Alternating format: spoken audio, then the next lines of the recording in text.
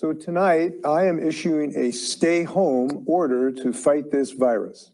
Already, hospital facilities have begun to crack under the strain. And this is overwhelming the city's hospitals and first responders. The entire Los Angeles area. Our lead national correspondent, David Begnaud, is in New York. David, good morning. What are you hearing?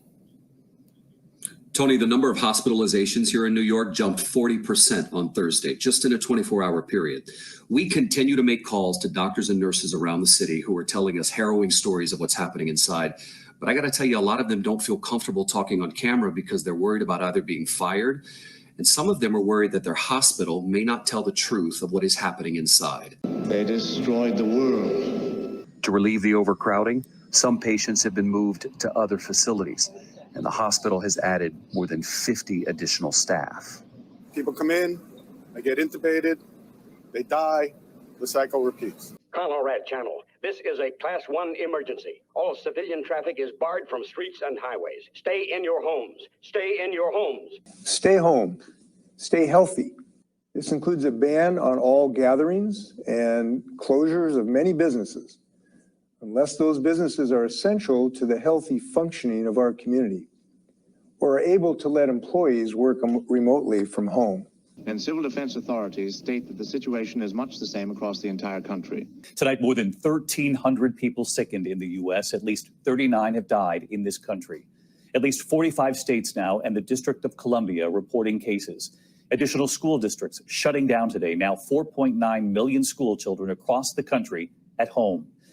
Major cities in all parts of the country, New York, Los Angeles, report plague victims falling dead in the streets, in their homes, at their work. Good evening, and it's great to have you with us here on a Thursday night. And it was another day of fast-moving developments in this coronavirus emergency, and we will carefully get through it all right here with you tonight. We're going to begin with the states of emergency across this country, and now here in New York City, a state of emergency declared as well. Whether a state of war between China and Russia still exists is not important any longer. Why do you keep using this? A lot of people say it's racist. It's not racist at all, no, not at all. It comes from China. That's why. Comes from China. I want to be accurate. Yeah, please, John. Please. AIDS behind you. Are you I have great love for all of the people from our country. But as you know, China tried to say at one point, maybe they stopped now, that it was caused by American soldiers. That can't happen. It's not going to happen. Not as long as I'm president. It comes from China. Our fellow countrymen are dying. So many here told to stay home, living in the nation's first containment zone. This warning outside of a reported testing facility. Keep all windows closed. Colorado Channel. This is a Class 1 emergency. All civilian traffic is barred from streets and highways. Stay in your homes. Stay in your homes. Now, we expect everyone in our state to comply with these orders voluntarily. For a simple fact, it's because everyone knows that all of our loved ones are at risk here. But those found without specific military orders are subject to summary execution. Make no mistake, this order is enforceable by law and can be enforced. And we know that to be socially irresponsible in these times is to risk the lives of our loved ones. Stay in your homes. Repeat, Colorado Channel. This is a Class 1 emergency. All civilian traffic is barred from streets and highways. The mayor declaring a state of emergency. I think we have to fully understand this is the shape of things to come. This as New York bans all gatherings of 500 people. Starting tonight, the lights will go out on Broadway. The Great White Way told to shut down, along with performances at Carnegie Hall and Lincoln Center. So we're going to take very dramatic actions in that regard. The very foundations of civilization are beginning to crumble under the dread assault of that horror long feared germ warfare. For our first responders and medical workers, professionals on the medical front who are working under enormous pressure on the front lines of this war against this virus.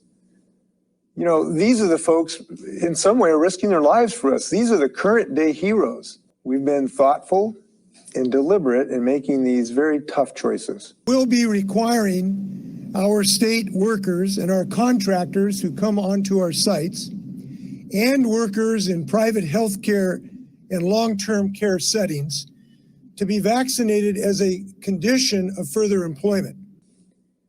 It is still safe to go outside using social distancing of 6 feet, but really only for essential purposes. The first symptom appears to be severe choking, followed by immediate unconsciousness. Death occurs within minutes. Governor Inslee, to you. Washingtonians have now been living under your COVID mandates for 200 days, more than 200 days. They were told first to stay home, stay healthy. Stay home, stay healthy. 3 months ago, you told them that if they masked up, we could open up. In May, you introduced a phased-in approach to reopen the economy called Safe Start, but just 2 months after that, it paused indefinitely. And despite announcing just one day before this debate that you would start to lift more restrictions because we've made progress, counties still can't move into the next phase. And the topic is COVID-19 and the clear differences between the two candidates. Chief Culp, the first question is going to be for you. While President Trump's COVID-19 diagnosis certainly brought out well wishes, it also renewed criticism that he doesn't take the virus seriously. You have faced the same criticism. You called the mask mandate a, quote, bunch of crap. You continue to hold large campaign rallies where hundreds of people are in attendance.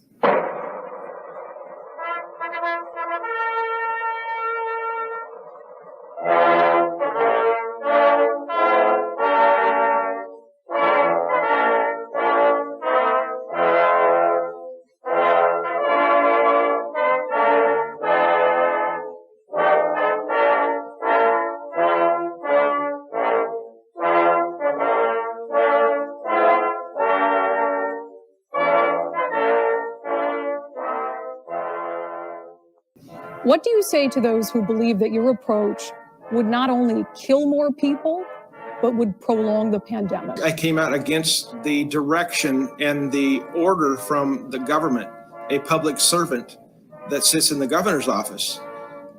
Everyone in government, whether appointed or elected, are public servants. And I firmly believe in individual freedom and liberty. I believe in safety, obviously. I've been working in public safety for the last 10 years. The problem is when we have one person sitting in the governor's office telling everyone what they're going to wear, whether they're going to go to work or whether they're not going to go to work. That's the problem that I've had with this. And as governor, I would put out the information with medical professionals, tell everyone what's going on, what they should do to protect themselves, and what might happen if they don't. And make sure the supply chain is open for the equipment that's needed, and then let free individual citizens decide what's best for themselves, their family, and their business. Because you can't tell me that a barber with one customer in his store can't cut that person's hair safely and protect him and his customers, but a marijuana store or an abortion clinic or a big box store is okay to open with 100 or 200 people in it. That is not common sense, and it's lacking in the governor's office. Martial law is now nationwide. Why should voters after 7 months believe that you have a coherent plan to reopen the state? You have 1 minute and 15 seconds. It's really quite simple. It is because we are saving Washington's lives. They destroyed the world.